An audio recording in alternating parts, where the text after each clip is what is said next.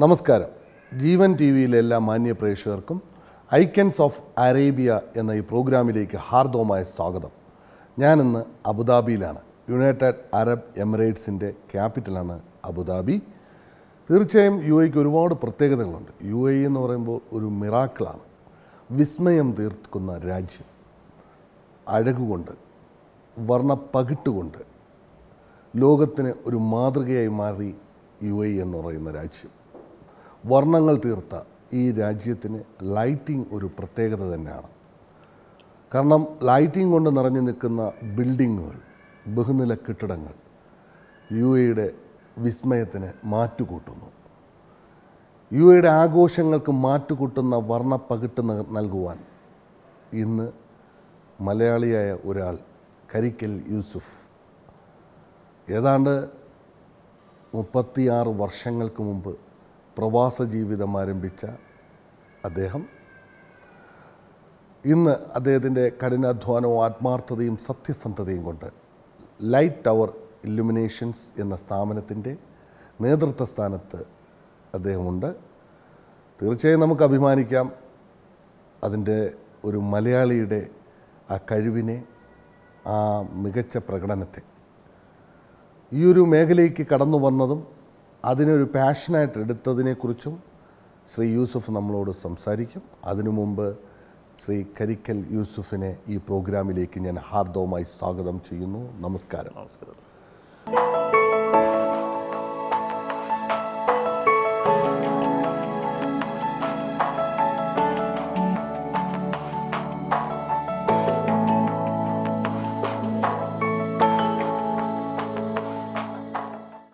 1981 ആദ്യമായിട്ട് യു എയിലേക്ക് വരുന്നത്, റാസൽ കൈമയിൽ. അതെ, റാസൽ കൈമയിൽ ഒരു സെപ്റ്റംബർ മാസത്തിലാണ് ഞാൻ വന്നിറങ്ങിയത് റാസൽ കൈമയിൽ. അന്ന് റാസൽ കൈമയിൽ നിന്ന് ഒരുപാട് വിസ കിട്ടുമായിരുന്നില്ല. അതെ, അങ്ങനെ ഒരു വളരെ തുറന്ന ഒരു നിയമമായിരുന്നു അന്ന് എന്നാണ് എനിക്ക് എൻ്റെ ഓർമ്മ. ഞാനൊരു ടൈലർ ഷോപ്പിൻ്റെ വിസയൊക്കെ വന്നതിന് വിസ ഞാൻ തന്നെ ഗൾഫ് കാണാനുള്ള ആഗ്രഹം കൊണ്ട് ഗൾഫിൽ വന്നിട്ട് എന്തെങ്കിലുമൊക്കെ ചെയ്യാൻ പറ്റുമോ എന്നുള്ള ഒരു തോന്നലൊക്കെ വന്നപ്പോൾ ഒരു വിസ ഞാൻ തന്നെ പൈസ കൊടുത്ത് തന്ന് വാങ്ങിച്ചിരുന്നു. ഞാൻ വീട്ടുകാരൊന്നും കാത്തു നിന്നില്ല, ജ്യേഷ്ഠന്മാരൊക്കെ ഉണ്ടാകുന്ന ഇവിടെ, ഞാൻ അതിന് വെയിറ്റ് ചെയ്തില്ല. സ്വന്തമായിട്ട് അന്ന് ഞാൻ നാട്ടിലൊക്കെ ഈ ഇലക്ട്രിക്കൽ വർക്കുകളൊക്കെ ചെയ്തിരുന്നു. പിന്നെ കൂടാതെ ആ സമയത്ത് ഈ കേരള സ്റ്റേറ്റ് ഇലക്ട്രിസിറ്റി ബോർഡിൻ്റെ ഒരു രജിസ്റ്റേർഡ് കോൺട്രാക്ട് ചെയ്തിരുന്നു, ഈ ട്രാൻസ്ഫോമർ ഫിക്സിംഗ് ഒക്കെ. അപ്പോൾ 19 വയസ്സൊക്കെ ഉള്ള സമയത്ത് ഞാൻ ബോർഡിൻ്റെ ഒരു ജോലിക്കാരെന്ന് വെച്ചാൽ ഒരു കോൺട്രാക്ടറായിരുന്നു. അപ്പോൾ അന്ന് പൈസ ഒക്കെ ധാരാളം കയ്യിലുണ്ട്. അല്ല, ആ സമയം അന്നത്തെ നിലക്ക് പൈസ ഒക്കെ കയ്യിലുണ്ടായിരുന്നു. മെയിനായിട്ട് ഈ ഇലക്ട്രിക്കൽ ലൈൻ വലിക്കുക, ട്രാൻസ്ഫോമർ ഫിക്സിങ്, പിന്നെ അതുപോലെ വയറിങ്, ചെറിയ വീടുകളുടെ ഇടയ്ക്ക് ഇതിൻ്റെ ഇലക്ട്രിക്കൽ വർക്കൊക്കെ.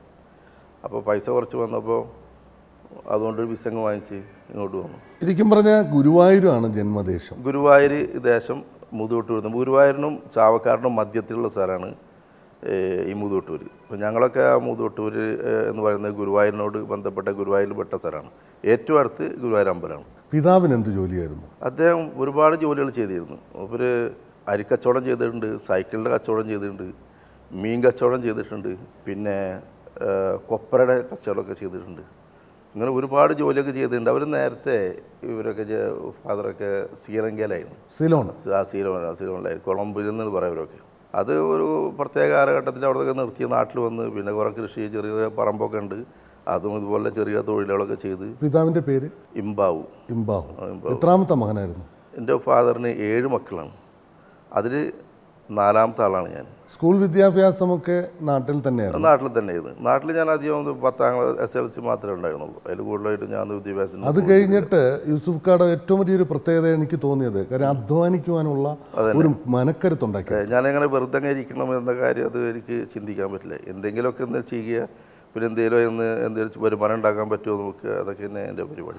പക്ഷേ നമുക്ക് അതിന് മുമ്പ്, കാരണം ഉപ്പ ഒരുപാട് കഷ്ടപ്പെട്ട ഒരാളാണ്. അതെ, ഒരുപാട് ജോലി ബിസിനസ് ചെയ്ത ഒരാളാണ്. പക്ഷേ കുട്ടിക്കാലം മുതൽ ഉപ്പാടെ അധ്വാനശീലം യൂസുഫ് ഖാൻ മനസ്സിലാക്കി. തീർച്ചയായും ഞാൻ എൻ്റെ ജീവിതത്തിൽ ഏറ്റവും കൂടുതൽ ഞാൻ അഭിമാനിക്കുന്നത് എൻ്റെ ഫാദർ എത്രമാത്രം കഷ്ടപ്പെട്ട് ഞങ്ങളെ വളർത്തി എന്നുള്ളത് തന്നെയാണ്. അത് ഞാൻ എവിടെയും എപ്പോഴും ഞാൻ വളരെ അഭിമാനത്തോട് പറയും. അദ്ദേഹം വളരെയധികം അധ്വാനശീലനായിരുന്നു.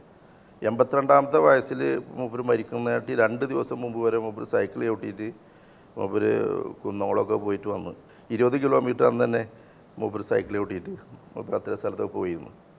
ജോലി എടുത്തുകൊണ്ടിരിക്കുമ്പോൾ തന്നെ ഉദയം മരണപ്പെട്ട് ഒരു വർഷം തളർന്ന് വീണിട്ട് അങ്ങനെ 2-3 ദിവസം കൊണ്ടൊക്കെ മരിച്ചത്. മാതാപിതാക്കൾ നമ്മുടെ ജീവിതത്തിൽ ഒരുപാട് സ്വാധീനിച്ചിട്ടുണ്ട്. അതെ അതെ. ഉപ്പായും ഉമ്മായും താങ്കളുടെ ജീവിതത്തിൽ എത്രത്തോളം സ്വാധീനിച്ചിട്ടുണ്ട്? വളരെയധികം സ്വാധീനിച്ചിട്ടുണ്ട്. എന്ന് വെച്ചാൽ എൻ്റെ ഫാദർ വളരെയധികം സത്യസന്ധനായിട്ട് ജീവിച്ചിരുന്ന ഒരാളായിരുന്നു. അതായത് ഒരു ഫിൽസിൻ്റെ കാര്യത്തിൽ പോലും ഒരു ബാധ്യത പുള്ളിക്ക് ഉണ്ടായിരിക്കില്ല എന്ന് എനിക്കെല്ലാം ഉറപ്പാണ്. അതുണ്ടെങ്കിൽ അത് മുമ്പ് തിരഞ്ഞു തന്നിട്ട് തന്നെ അത് കൊടുക്കും അതെനിക്ക്. അപ്പോൾ അത് ഞങ്ങളെ വളരെയധികം മുമ്പ് പഠിപ്പിച്ചിട്ടുണ്ട്. അതുപോലെ തന്നെ വളരെ നേരത്തെ എഴുന്നേൽക്കാൻ, അതായത് സുബൈക്ക് മുമ്പ് തന്നെ എഴുന്നേൽപ്പിച്ച് പിന്നെ സുബൈ നമസ്കാരം സൂര്യൻ ഉദിക്കുന്നതിന് മുമ്പേ നിർബന്ധമായിരുന്നു. അത് ഞങ്ങൾക്ക് വലിയൊരു പരിശീലനം എനിക്ക് കിട്ടി. അതുകൊണ്ട് എൻ്റെ മക്കളെയും അതുപോലെ തന്നെയാണ് ഞാൻ വളർത്തുന്നത്. കാര്യം കുട്ടിക്കാലത്ത് നമ്മൾക്ക് എന്ത് പരിശീലനമാണോ തരുന്നത് അതായിരിക്കും നമ്മൾ പിൽക്കാലത്ത് തീർച്ചയായും മോൾഡ് ചെയ്തെടുക്കുന്നത്. തീർച്ചയായും ഇപ്പോൾ നല്ല നല്ല ഉപദേശങ്ങളൊക്കെ ഒരുപാട് എനിക്ക് ഉപകാരപ്പെട്ടിട്ടുണ്ട്. എങ്ങനെ മറ്റുള്ളവരോടൊക്കെ പെരുമാറണമെന്നും പിന്നെ എങ്ങനെ സത്യസന്ധത പുലർത്തണമെന്നൊക്കെ.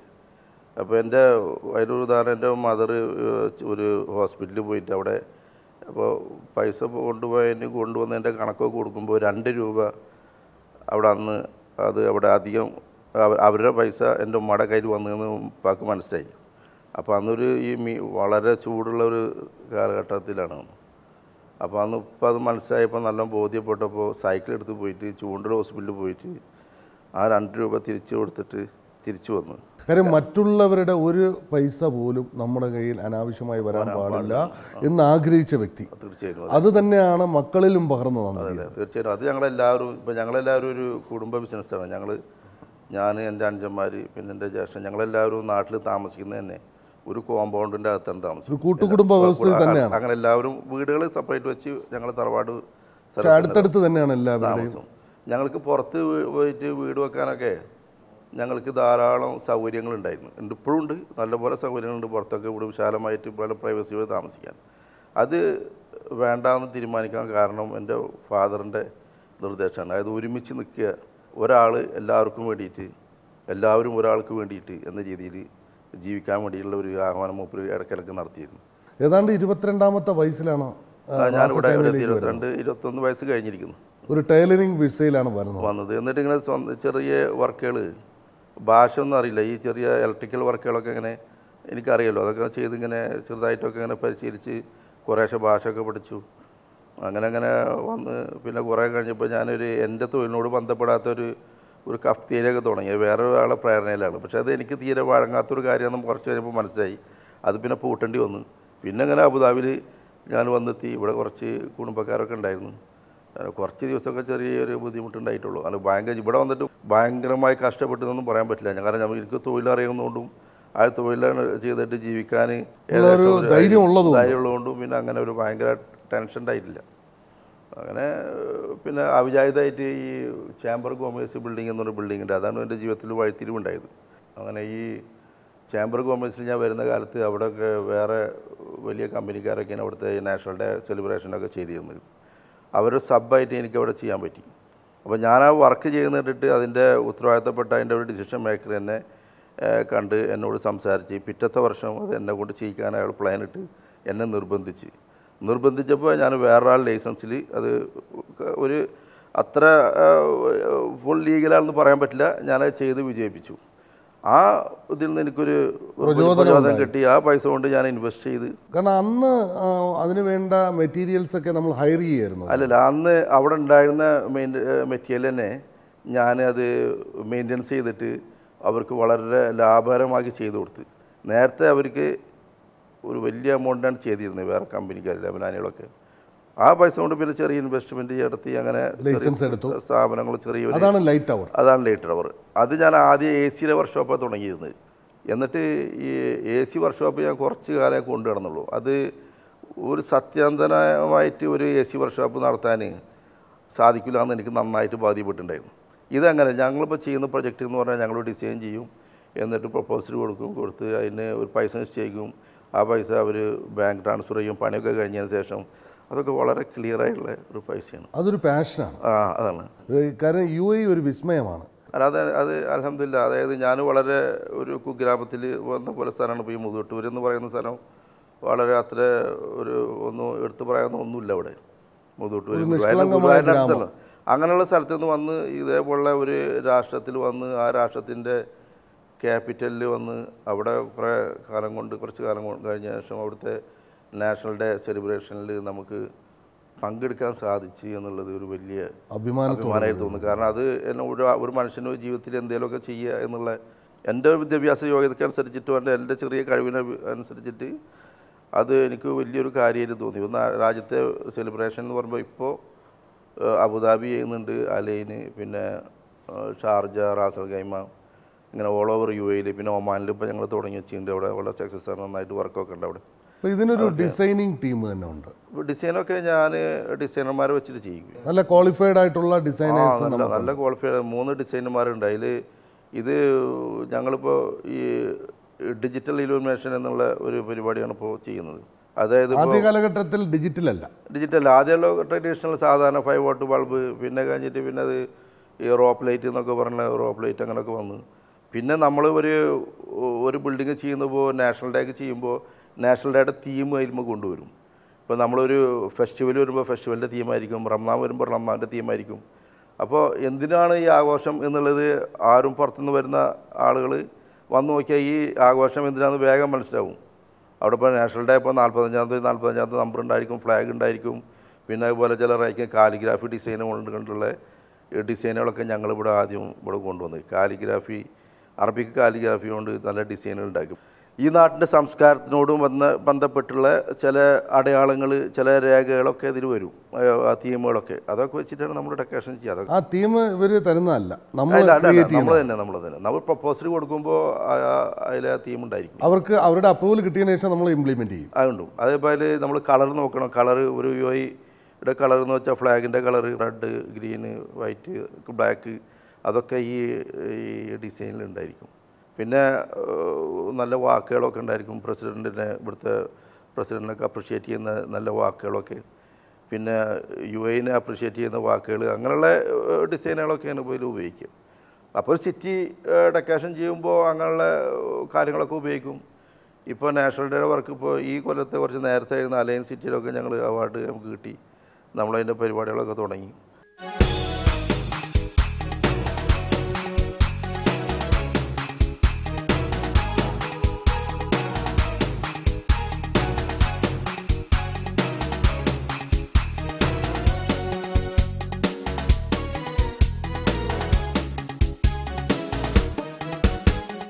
അപ്പോൾ ഈ ഒരു നാഷണൽ ഡേ വരുമ്പോൾ, കാരണം ഈ രാജ്യം സെലിബ്രേറ്റ് ചെയ്യാൻ പോകുന്ന ഒരു ഡേ ആണ് നാഷണൽ ഡേ എന്ന് പറയുന്നത്. ഓഫ് കോഴ്സ്, കാരണം അതിന് നമ്മളൊരു തയ്യാറെടുപ്പ് നടത്തണം. കാരണം അത് വളരെ റിസ്ക്കും ടെൻഷനുള്ള സമയമാണ്. അപ്പോൾ യൂസുഫ് എങ്ങനെയാണ് അതിനൊരു, കാരണം എത്ര മാസം മുമ്പ് അതിന് തയ്യാറെടുപ്പ് നടത്തും? തയ്യാറെടുപ്പ് ഞങ്ങൾ ഇപ്പോഴും ആ വർക്കുകൾ ചെയ്തുകൊണ്ടിരിക്കുകയാണ്. ഇപ്പോൾ ഒരു നാഷണൽ ഡേ കഴിഞ്ഞാൽ അടുത്ത നാഷണൽ ഡേക്കുള്ള തയ്യാറെടുപ്പ് അപ്പോഴേ തുടങ്ങും. ഒരു നാഷണൽ ഡേ നമ്മൾ വളരെ ഹ്യൂജ് മെറ്റീരിയലൊക്കെ ഉണ്ടായിരിക്കും. ഇപ്പോൾ UAE എല്ലാ ഭാഗം ഞങ്ങൾ ചെയ്യുന്നുണ്ടല്ലോ. അപ്പോൾ അതിൻ്റെ സ്റ്റോറേജ്, അതിൻ്റെ മെയിൻ്റനൻസ്, പിന്നെ അടുത്ത കൊല്ലത്തേക്കുള്ള ഇതിൻ്റെ അക്കങ്ങൾ മാറും. ഇപ്പോൾ 45 ആണെങ്കിൽ 46 ആവും, പിന്നെ 46 കഴിഞ്ഞാൽ 47 ആവും. അപ്പോൾ അതൊക്കെ ചെയ്യൽ, പിന്നെ ഉള്ളതൊക്കെ നന്നായിട്ട് മെയിൻ്റനൻസും ചെയ്ത് നന്നായിട്ട് പെർഫെക്റ്റ് ആക്കണം. പുതിയ മെറ്റീരിയൽ ആവശ്യമുള്ളതൊക്കെ എന്തൊക്കെ നോക്കി ചൈനയിലൊക്കെ പോയിട്ട് നമ്മൾ പർച്ചേസ് ചെയ്യണം. അങ്ങനെ അത് ഏകദേശം ഇപ്പോൾ ഒരു സെപ്റ്റംബർ മാസം ആകുമ്പോഴത്തേക്ക് സാധനങ്ങളൊക്കെ മെറ്റീരിയലൊക്കെ ഇവിടെ ഒക്കെ റെഡിയായിരിക്കും. കാരണം എന്ന് വെച്ച് കഴിഞ്ഞാൽ ഓരോ കാലഘട്ടത്തിനനുസരിച്ചുള്ള ഒരു അപ്ഗ്രേഡേഷൻ ഉണ്ട്. ടെക്നോളജി മാറിക്കൊണ്ടിരിക്കുന്നത്, അഡ്വാൻസ്ഡ് ടെക്നോളജിയാണ് നമ്മുടെ മുമ്പിൽ നിൽക്കുന്നത്. അത് പറഞ്ഞത് ശരിയാണ്. അതായത് ഇപ്പോൾ ഞങ്ങളിപ്പോൾ ബിൽഡിങ്ങിലൊക്കെ ഈ ഒരു 30 നില ബിൽഡിങ് അല്ലെങ്കിൽ 40 നില ബിൽഡിങ്ങിലൊക്കെ ഫുൾ സ്ക്രീനൊക്കെ ഞങ്ങൾ ചെയ്യും. അതിൽ മൂവിയൊക്കെ ഇടാം. അപ്പോൾ അത് ഒക്കെ എക്സ്പെൻസീവായുള്ള ഒന്നാണ്. പക്ഷേ ഞങ്ങൾ ഇവിടെ ചെയ്യുന്നതൊക്കെ ഒന്നും ഞങ്ങൾ സപ്ലൈ അല്ല. ഞങ്ങൾ ഇതിൻ്റെ ഈ ആഘോഷം കഴിഞ്ഞതിന് ശേഷം അതൊക്കെ തിരിച്ച് ഞങ്ങൾ ഗോഡൗണിൽ തന്നെ കൊണ്ടുപോയി വെക്കും. അങ്ങനെയാണ് ഞങ്ങളുടെ പരിപാടി. ഞങ്ങൾ റെൻ്റൽ എന്ന രീതിയിലാണ് ഇതെല്ലാം ചെയ്യുന്നത്. അപ്പോൾ തീർച്ചയായും, കാരണം ഓരോ കാലഘട്ടങ്ങൾക്കനുസരിച്ച് കൂടുതൽ ലൈറ്റിംഗ് ആവശ്യമായി വരും. അതെ, അതിന് മെറ്റീരിയൽസ് നമുക്ക് ആവശ്യമായിട്ട് വരും. അതിനനുസരിച്ച് നമ്മൾ സ്റ്റോർ ചെയ്തുകൊണ്ടേയിരിക്കണം. അതെ. അതുപോലെ ഫെസ്റ്റിവൽ, അതുപോലെ റോയൽ വെഡ്ഡിങ്, പിന്നെ അതുപോലെ പുതിയ ഷോപ്പിംഗ് മാളുകളുടെ ഉദ്ഘാടനങ്ങൾ, പിന്നെ അവരുടെ പ്രൊമോഷൻ, അങ്ങനെയുള്ള പിന്നെ റമദാൻ, പിന്നെ വലിയ പെരുന്നാൾ, എല്ലാ സെലിബ്രേഷനും അതിലൊരു പങ്കാളിയാവാൻ യൂസുഫൊക്കെ തീർച്ചയായും സെലിബ്രേഷൻ എപ്പോഴും ഉണ്ടാവാൻ നമ്മൾ വളരെയധികം ആഗ്രഹിക്കും. കാരണം സെലിബ്രേഷൻ ഉള്ളതുകൊണ്ടും ഇതുപോലെ പൈസ സ്പെൻഡ് ചെയ്യുന്നതുകൊണ്ട് മാത്രമാണ് നമ്മൾ ഇങ്ങനെ നിലനിൽക്കുന്നത്. എത്ര വർഷക്കാലമായിട്ട് യൂസുഫ് ഈ മേഖലയിൽ തുടരുന്നു? ഇപ്പോൾ 25 വർഷത്തോളം, ഇപ്പോൾ 25 വർഷം കഴിഞ്ഞു ഇപ്പോൾ ഈ മേഖലയിൽ ഈ വർക്ക് മാത്രം ചെയ്യുന്നത്. ഞാൻ ഈ ഡെക്കറേഷൻ കാണാൻ വേണ്ടിയിട്ട്, മാറ്റങ്ങളൊക്കെ കാണാൻ വേണ്ടി ഓരോ രാഷ്ട്രങ്ങളിലൊക്കെ പോകും. ഇപ്പോൾ നേരത്തെ ഞാൻ ഈ ഹോങ്കോങ്ങിലൊക്കെ പോയിട്ട് ഈ ഹൈ റൈസ് ബിൽഡിങ്ങിൽ എങ്ങനെ ചെയ്യുക എന്നുള്ളൊരു ടെക്നോളജിയൊക്കെ ഉണ്ട്. ഞാൻ അവിടെയൊക്കെ പോയി അതിനൊക്കെ ചെറിയ ട്രെയിനിങ്ങൊക്കെ എടുത്ത് കണ്ട് എങ്ങനെയൊക്കെ പിടിപ്പിക്കുക എന്നൊക്കെ. അങ്ങനെയാണ് ഞാൻ വലിയ ചില തീമുകളൊക്കെ, ചില മോട്ടീഫുകളൊക്കെ ബിൽഡിങ്ങിൻ്റെ മുകളിൽ കേട്ടിട്ടുണ്ടെങ്കിൽ നമുക്കതിനെ പറ്റി അറിയണം, അതെങ്ങനെ പിടിപ്പിക്കുക. അത് ആഘോഷങ്ങളുള്ള സ്ഥലങ്ങളൊക്കെയാണ് ഹോങ്കോങ്, സിംഗപ്പൂർ, ചൈനയിലെ ഈ ഷെങ്ജൻ, ഷെങ്കായ് എന്ന സ്ഥലങ്ങൾ. അവിടെയൊക്കെ പോയാൽ നമുക്കൊരുപാട് ഇൻഫർമേഷൻ കിട്ടും, കുറേ ടെക്നിക്കൽ അതൊക്കെ ഞാൻ ഉപയോഗിച്ചിട്ടുണ്ട്. കാരണം നമ്മുടെ ബിസിനസ് അതുമായി ബന്ധപ്പെട്ട് കിടക്കുന്നു. കാരണം ഒരുപാട് ഡേ ബൈ ഡേ ടെക്നോളജി മാറിക്കൊണ്ടിരിക്കും, അഡ്വാൻസ്ഡ് ആയിക്കൊണ്ടിരിക്കും. അതുപോലെ എക്സിബിഷനിൽ ഇതേപോലെ ഈ ലൈറ്റിംഗ് എക്സിബിഷൻ വരുമ്പോൾ അതിൽ നിന്ന് ഒരുപാട് നമുക്ക് പുതിയ മാറ്റങ്ങൾ എന്തൊക്കെ വന്നാൽ അതൊക്കെ ഞങ്ങൾ ഈ രാജ്യത്തേക്ക് കൊണ്ടുവരും. ഈ ഡിജിറ്റൽ ഇലുമിനേഷൻ എന്ന് പറയുന്ന ആ പരിപാടി എൻ്റെ അറിവിൽ ഞാൻ തന്നെയാണ് ആദ്യം ഇവിടെ കൊണ്ടുവന്നത്. ആദ്യം വലിയ ബിൽഡിങ് എങ്ങനെ ഡിജിറ്റലിൽ ചെയ്യുക എന്നുള്ളത് ചേംബർ കൊമേഴ്സിൽ ഞാൻ അത് ആദ്യം നമ്മളൊരു അവതരിപ്പിച്ചുള്ളതാണ്. അതിനുശേഷം പിന്നെ മാറ്റങ്ങൾ വന്ന് അതിൻ്റെ പുതിയ മോഡലുകൾ വന്ന്, ഇപ്പോൾ പുതിയ മോഡലുകളൊക്കെ വന്ന് ഇപ്പോൾ ഞാൻ സപ്ലൈ ചെയ്യുന്ന കമ്പനിയുടെ ആളുകളൊക്കെ ഇപ്പോൾ എൻ്റെ ഓഫീസിൽ വെയിറ്റ് ചെയ്തുകൊണ്ടിരിക്കുന്നുണ്ട് പുതിയ ഓർഡറിന് വേണ്ടി.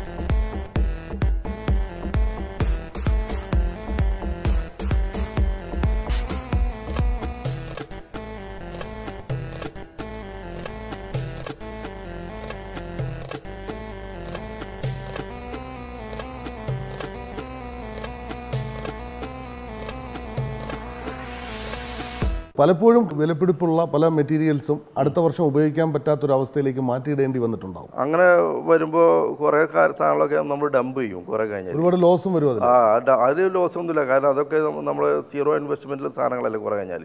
പിന്നെ അതൊക്കെ നമ്മൾ വേറെ സ്ഥലത്തേക്ക് മാറ്റും. ഇപ്പോൾ ഞങ്ങൾ ഒമാനിലേക്ക് കുറേ സാധനങ്ങൾ മാറ്റുന്നുണ്ട്. അങ്ങനെ ബിസിനസ് സ്പ്രെഡ് ചെയ്യുമ്പോൾ ഈ മെറ്റീരിയലൊക്കെ അങ്ങനെ ഡിവൈഡ് ചെയ്യും, യൂസ്ഫുൾ ആയിട്ട് മാറും. വേറെ സ്ഥലത്തേക്ക് ഡിവൈഡ് ചെയ്യും. ഇപ്പോൾ ഒമാനിൽ തന്നെ ഞങ്ങൾ 2 ഒരെണ്ണം തുറന്ന് ഒരെണ്ണം ഇപ്പോൾ തുറക്കും ഞങ്ങൾ. കൂടാതെ നമ്മളൊരു നന്നായിട്ട് ഒരു വർണ്ണപ്പകിട്ട് UAE നൽകിയതിന് ശേഷം പിറ്റേന്ന് നമുക്ക് കിട്ടുന്ന ഒരു അപ്രിസിയേഷൻ ഉണ്ട്. അത് ദൂരെ നിന്ന് കാണുമ്പോൾ യൂസുഫ്ക്കയുടെ മനസ്സിൽ എന്താണ് തോന്നുന്നത്? വളരെയധികം സന്തോഷം തോന്നും, അഭിമാനം തോന്നും. ഇങ്ങനെയൊക്കെ നമുക്ക് ചെയ്യാൻ സാധിച്ചല്ലോ എന്ന് ഒരു അൽഹംദുലില്ലാ എന്ന് പറയും. അതിന് മനസ്സിലൊരു വലിയ സന്തോഷം. തീർച്ചയായിട്ടും. അതിന് കാരണമെന്ന് പറയുന്നത് നമ്മുടെ കൂടെ നിൽക്കുന്ന എംപ്ലോയീസിൻ്റെ ഒരു വലിയ സപ്പോർട്ട്, വളരെ സപ്പോർട്ടുണ്ട്. അത് എത്രത്തോളമാണ്? ഇവിടെ ഇപ്പോൾ എൻ്റെ ജോലിക്കാരോട് ഞാൻ രാത്രി 2 മണിക്കോ 3 മണിക്കോ എന്ന് ഇപ്പോൾ ഫോൺ ചെയ്തിട്ട് എന്നെ വർക്കുണ്ട് വാന്ന് പറഞ്ഞാൽ അവർ വന്നിരിക്കും, അത് ചെയ്തിരിക്കും. അതതിൻ്റെ പ്രത്യേകത. അതായത് അവർക്ക് അത്രയും അത്രയും കാര്യമാണെന്നുള്ളതാണ്. അവർക്ക് നല്ല സംതൃപ്തിയാണ്. ഇപ്പോൾ സാധാരണ ഇപ്പോൾ ഒരു നാഷണൽ ഡേ ഒക്കെ കഴിഞ്ഞാൽ അതിൽ വലിയ ഹൈ റൈസ് ബിൽഡിങ്ങിൻ്റെ മുകളിൽ വളരെയധികം റിസ്ക്കുള്ള വർക്കുകളൊക്കെയാണ്. അതിൻ്റെ അത്രയും വല്ല സേഫ്റ്റി സംവിധാനങ്ങളൊക്കെ ഉപയോഗിക്കുന്നുണ്ടെങ്കിൽ തന്നെ അതൊക്കെ പോയി ചെയ്ത് വരുന്ന ആളുകളെ ഞാൻ പ്രത്യേകം പരിഗണിച്ച് അവർക്ക് വേറൊരു പാക്കേജ് ഉണ്ട്. അവർക്ക് സാലറി ഒന്നും കൂടാതെ അവർക്ക് ഒരു ബോണസ് വേറെ ഉണ്ട്. അത് ഓരോ ബോണസ് എന്ന് പറഞ്ഞെങ്കിൽ ഒരു നല്ല തുക ആയിരിക്കും. അവർക്ക് എവിടെ അത് കിട്ടില്ല. എൻ്റെ ഒപ്പം ജോലി ചെയ്യുന്ന ആളുകൾക്ക് സമൃദ്ധിയായിട്ട് പൈസ കൊടുക്കും. ഈ കിട്ടുന്നത് മുഴുവൻ എനിക്ക് തന്നെ വേണമെന്ന് പറഞ്ഞിട്ട് കൊണ്ടുപോകുന്നത്. അവരിൽ നിന്നാണ് നമ്മളെല്ലാം നേടുന്നത്. അതുകൊണ്ട് തന്നെ അവർ നമുക്ക് വേണ്ടി വർക്ക് ചെയ്യും. എല്ലാവരും നമ്മളൊപ്പം തന്നെ നിൽക്കും. ആത്മാർത്ഥത്തോടുകൂടി പ്രവർത്തിക്കുന്നതിൻ്റെ ഫലമാണ് നമുക്ക് തീർച്ചയായും ഉണ്ട്. അതുപോലെ ബംഗാളികളുണ്ട്, നല്ലപോലെ വർക്ക് ചെയ്യുന്നവരുണ്ട്. മലയാളികളുണ്ട്, നല്ലപോലെ വർക്ക് ചെയ്യുക. പാകിസ്ഥാനി ഉണ്ട്. എല്ലാ ഒരു നാഷണാലിറ്റിയൊക്കെ നമ്മളായിട്ട് വർക്ക് ചെയ്യുന്നുണ്ട്. അവരുടെ ഒരു വലിയ സപ്പോർട്ട് ഇതിൻ്റെ പിന്നിലുണ്ടെന്നുള്ളത് തീർച്ചയായും അതൊക്കെ ഉണ്ട്. അത് വളരെയധികം അതിലുള്ള ആളുകളുടെ ചില കല്യാണങ്ങളിലൊക്കെ ഞാൻ പോകാറുണ്ട്. ഇപ്പം ബംഗ്ലാദേശിൽ നമ്മുടെ സ്റ്റാഫിൻ്റെ കല്യാണം ഉണ്ടായിരുന്നു. ഇപ്പോൾ ഞാനതിലൊക്കെ പോയിട്ട് വളരെ സജീവമായിട്ടൊക്കെ പങ്കെടുത്ത് വന്നു. വളരെ സീനിയറായ ആളുമാണ്, വളരെയധികം ഹാർഡ് വർക്ക് ചെയ്യുന്ന ആളാണ്. ശരിക്കും പറഞ്ഞ ഒരു എംപ്ലോയർ വ്യത്യാസമില്ലാതെ എല്ലാവരും തുല്യമായി കാണുന്നത് കൊണ്ടാണ് നമുക്ക് ഈ മേഖലയിൽ വിജയിക്കാൻ കഴിയുന്നത്. അതൊക്കെ അങ്ങനെ തന്നെയാണ്. അതവർക്ക് എൻ്റെ സ്റ്റാഫുകളെല്ലാവരും പറയുകയും ചെയ്യും. ഇന്ന് അബുദാബിയിൽ മാത്രമല്ല ബ്രാഞ്ച് ഉള്ളത്, ഷാർജയിലുണ്ട്, റാസൽ ഖൈമയിലുണ്ട്, അജ്മാനിലുണ്ട്. പിന്നെ അജ്മാനിലുണ്ട്, ഇപ്പോൾ ഒമാനിലുണ്ട്, അലൈനിലുണ്ട്. അലൈനിലാണ് ഞങ്ങളുടെ വെയർ ഹൗസുകളും പിന്നെ കൂടുതൽ മെറ്റീരിയലൊക്കെ സൂക്ഷിച്ച ചില സ്ഥലങ്ങളൊക്കെ അവിടെയുണ്ട്. അബുദാബിയിലുണ്ട്, ഇതേപോലെ അലൈനിലുള്ള പോലെ തന്നെ അബുദാബിയിലുണ്ട്.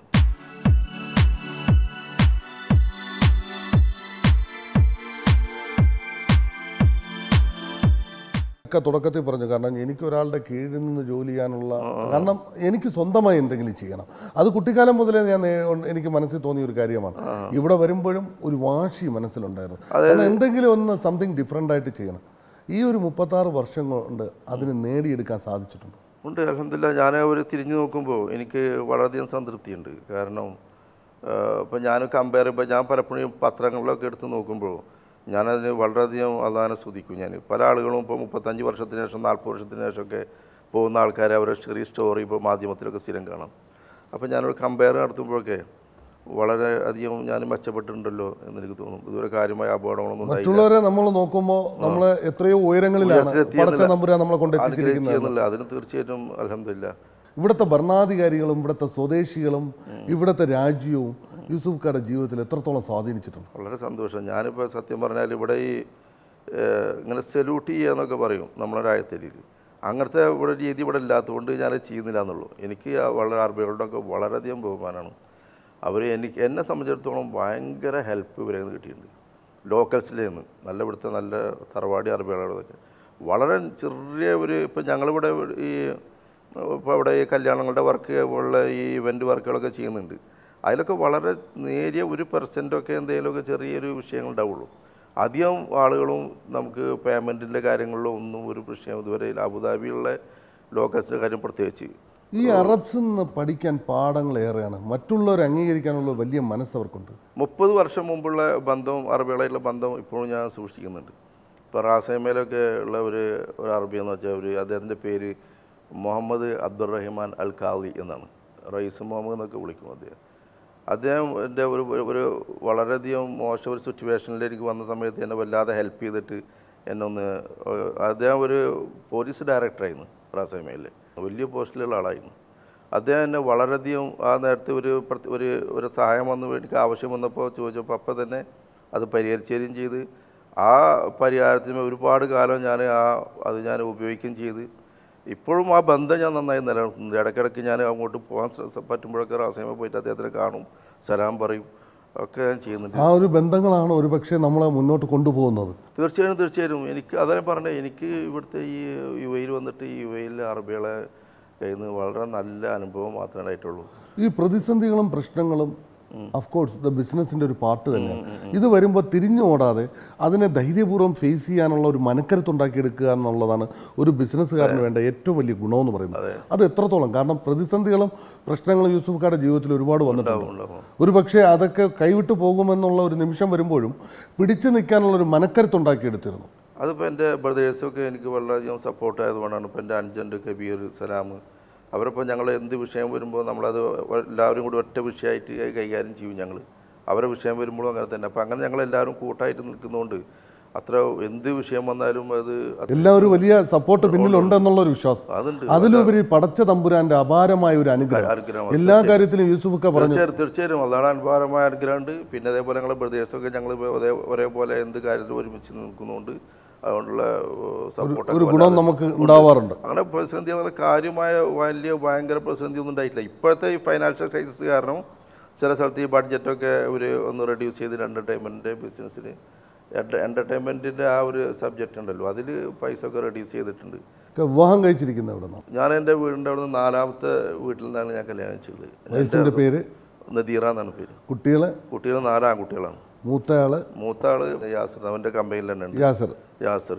രണ്ടാമത്തെ ആള് യൂനിസ്, അവന് ഈ മിഡിൽ സെക്സ് യൂണിവേഴ്സിറ്റിയിൽ പഠിക്കുന്നു ദുബൈയിൽ. അപ്പോൾ കോഴ്സൊക്കെ കയ്യാറായി. അവനൊരു യൂറോപ്യൻ യൂണിവേഴ്സിറ്റിയാണ്. പിന്നെ അതിൻ്റെ താഴെ 2 ടീൻസാണ്, ഷിഹാബ് ഷുഹൈബ്, 4 ആൺകുട്ടികളാണ്. സന്തോഷമായൊരു കുടുംബ ജീവിതവും യൂസുഫ്ക്കാരുടെ വിജയത്തിനൊരു പ്രധാന പങ്ക് വഹിച്ചു. തീർച്ചയായിട്ടും. എത്രത്തോളമാണത്?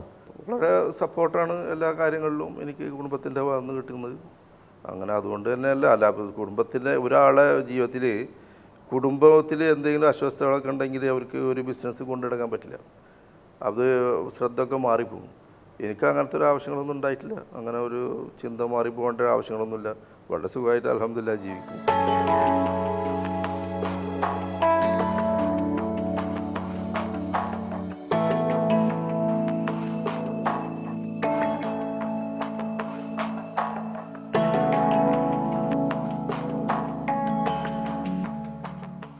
ജീവിതം എന്ന് പറയുന്നത് വലിയൊരു യാത്രയാണ്. കഴിഞ്ഞ 36 വർഷത്തെ പ്രവാസ ജീവിതം, ഒരുപാട് കാര്യങ്ങൾ മനസ്സിലാക്കുവാനും പഠിക്കുവാനും സാധിച്ച ഒരു വ്യക്തിയാണ് താങ്കൾ. ഈ യാത്ര ഇതുവരെ സഫലമാണോ? അൽഹംദുലില്ലാ സഫലാണ്. സഫലാണ്. ഇപ്പോൾ ഞാനിപ്പോൾ ഈ ഹജ്ജിനൊക്കെ പോകാൻ വേണ്ടിയിട്ട് നിൽക്കുകയാണ്. ഇപ്പോൾ ഈ ഹജ്ജിനൊക്കെ ഞാനും വൈഫും കൂടിയൊക്കെ പോകാൻ വേണ്ടി നിൽക്കുകയാണ്. വളരെയധികം സംതൃപ്തനാണ് എന്നുള്ളതാണ്. അങ്ങനെ ഒന്നും അങ്ങനെ സംതൃപ്തി കുറയേണ്ട ഒരു കാര്യങ്ങളും ഇപ്പോഴും എൻ്റെ ജീവിതത്തിലില്ല. അതുകൊണ്ട് 100% സംതൃപ്തിയാണ്. ഇനി മുന്നോട്ടുള്ള കാര്യങ്ങൾ എന്തൊക്കെയാണ് പ്ലാൻ ചെയ്യുന്നത്? മുന്നോട്ടുള്ള പോകുന്നത് ഇനിയും നന്നായി വർക്ക് ചെയ്യണമെന്ന് തന്നെയാണ്. ഇപ്പോൾ എനിക്കിപ്പോൾ ശരിക്കും പറഞ്ഞാൽ ഒരു 58 വയസ്സായി. ഇപ്പോൾ ഇനിയും വർക്ക് ചെയ്യണം എന്ന് തന്നെയാണ് ആഗ്രഹം. ഇപ്പോൾ ഞാനങ്ങനെ പ്രത്യേകിച്ച് റിട്ടയർമെൻ്റ് ഒന്നും കാര്യങ്ങളൊന്നും അങ്ങനൊന്നും ആലോചിച്ചിട്ടൊന്നുമില്ല. ഞാനിപ്പോൾ അടുത്ത 50ാമത്തെ നാഷണൽ ഡേ ഉണ്ട് ഇവിടെ. അത് വലിയൊരു സെലിബ്രേഷൻ ആയിരിക്കും എന്ന് എനിക്കറിയാം. ഇപ്പോൾ 45 കഴിഞ്ഞിപ്പോൾ 46 ഇനിയുമുണ്ട്. അപ്പോൾ ഈ 50ാമത്തെ നാഷണൽ ഡേ ഒരു വലിയ സംഭവമാക്കണം എന്ന് അതിൻ്റെ ഒരു തയ്യാറെടുപ്പിലാണ്. അതിന് പടച്ച തമ്പുരാൻ ശരീരസുഖവും മനസ്സുഖവും ദീർഘായുസ്സും നൽകട്ടെ. വളരെ സന്തോഷം തിരക്കേറിയ ഈ സമയത്തും ഞങ്ങൾക്ക് വേണ്ടി ഇങ്ങനെ ഒരു അഭിമുഖം അനുഭവിച്ചതിൽ. Thank you very much.